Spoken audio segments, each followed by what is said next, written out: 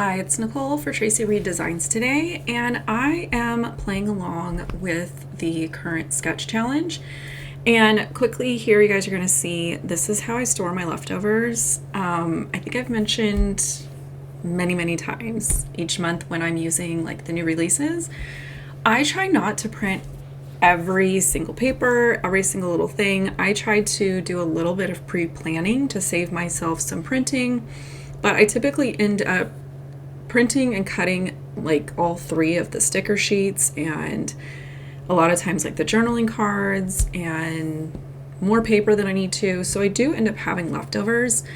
And the solution for me storage wise has just to put them in regular letter size page protectors because that is the largest size I have to print with.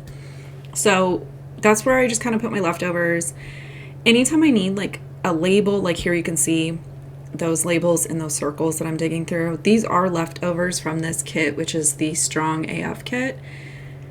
I will dig through all of those leftovers if I just need like a random label to put a date on a layout, like something simple that's kind of my go-to. And so it's just been working out really well to kind of put them in a page protector and just kind of go through that. Now I'm going to start off here with this angled cut. I should have put an image of the sketch in the video. I did not. I'll pop it up here. I'll go get it. So here you guys can see the sketch that I'm working with. What I really liked about this one was the way that she put the like photos together almost in like a photo strip like you would get from like the old photo booth type thing. And when I saw it, I was like, you know what, this might work out really well for my daughter's cheer camp last year, because it was 2 full days where their choreography type people come in and like map out their competition routine. And so each day they would have a specific outfit that they had to wear and a specific hairstyle, because it was sort of dipping their toe into what to expect when it came to competition, where everybody has the same uniform, same hairstyle, stuff like that. It also kind of goes in with their like team bonding and stuff like that. So I knew I had like 3 photos from each day. So this worked out perfectly. I had remembered to grab one of like her hairstyle, a more just kind of fun pose, and then like full body of her outfit. So this was a really good sketch for this. Here I printed out my journaling. This is a template that I have available. I will post the video where you can find all the information about this above. And then I actually used the backside to print. This is paper from the pattern paper, but it's the solids that Traci always includes. I needed some kind of coordinating color paper to do some die cutting with. So I think I just cropped it to like a 5x7 and dragged it and dropped it onto a canvas in Photoshop. And I wasn't sure how dark they were going to print, so I did 2 different patterns. They're basics, they're solid, but they're called pattern paper.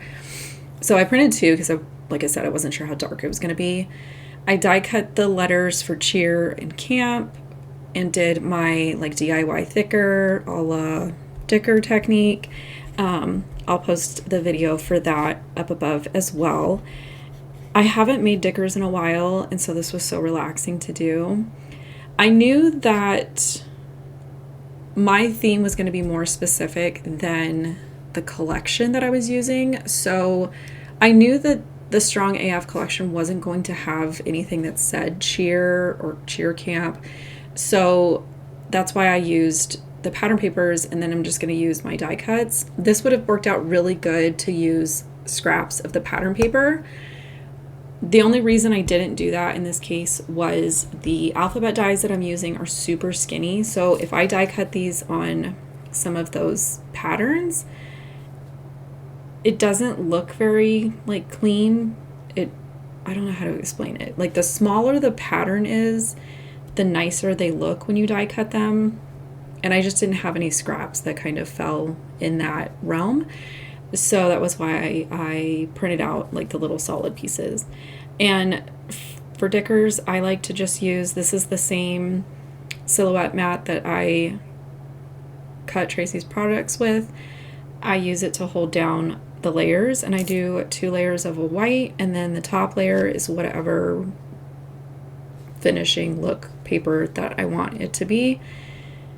And this to me is just relaxing. I like to put on a show, catch up on YouTube, that kind of thing. I do like to use liquid adhesive with a fine tip nozzle. And then my journaling here, I'm just going to go ahead and cut off the ends. The template is set up to where you can fill in your journaling all the way across.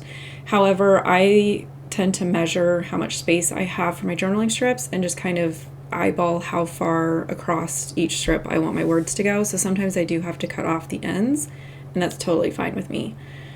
These are some tile letter stickers from Simple Stories. These are super thin, and I like to pop these up with foam adhesive. So what I did was I just grabbed a scrap from everything else I've die cut from. I put the stickers onto the cardstock and then just trim them out with my paper trimmer. And these are just one of those things that I'm kind of trying to get used up. And for whatever reason, I've found that they match really well with the hue and like the saturation that my printer prints Traci's products with. I know there's a lot of discussion about hybrid products and the different printing. Some people will send their hybrid products out to somewhere like Staples and have it printed on like, it's like 13 by something. Some people print at home on a 12 by 12 inch printer. I just print on a regular letter size printer. I have a Canon Pixma G6020. It's linked in all of my videos. There's a section that says everything that I use to print. The photo paper that I buy from Amazon is on there, 4x6, 8.5 by 11. The hammer mill that I print all of my hybrid stuff on, journaling stuff on, stamping, all of that, I use the hammer mill for. And, oh, the ink refills, because it is an eco tank style printer. I think I fill my tank maybe somewhere between 10 and 12 months before I need to refill it. And each color is about $10. So to me, it's like super affordable to print at home. And I print everything at home. I print recipes, I print sketches, journaling, photos, pattern paper, all that stuff.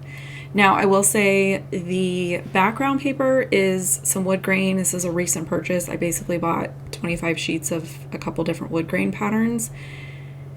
This is something that I like to incorporate with the hybrid products because I can't print on 12 by 12. So sometimes I like to pull in something like this, and it just kind of allows those patterns that Traci's designed to kind of pop off when I know that I can't use one of the patterns as my background because I just don't have the capability of printing it in that 12-inch format. Once I got all of my journaling strips down with some thin foam adhesive, I'm going to bring over those dickers that I made. And again, I'm just going to use some liquid glue. That fine tip nozzle is too good. Like, I think is the second bottle of this glue that I've bought. I love it. As far as the embellishments go, I was able to get by with not needing to reprint or recut anything. I still had a lot of leftovers from the first time that I used the Strong AF collection. And I'll go ahead and post a link to that above as well because I think it might be a little bit older. I can't think of how long ago I used it. But I still had a bunch of labels, florals, all kinds of stuff that I didn't use the first time when I was printing everything. So I just grabbed some of these labels and kind of started tucking them and layering them. I cut some of the florals in half and just kind of tucked them. I didn't really go off of the sketch as far as like embellishment placement. Usually by the time I've reached this point in my process, I will kind of deviate from whatever sketch I'm following and just start placing things where they make sense to me.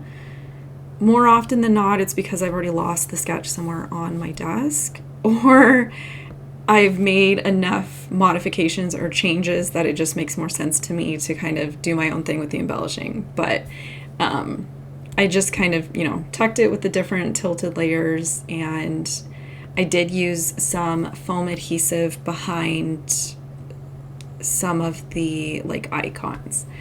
I am going to grab a ruler to make sure that I'm lining up my little tile stickers, and with these, a lot of times I like to just either find the outer edge or the center and kind of line them up as best I can.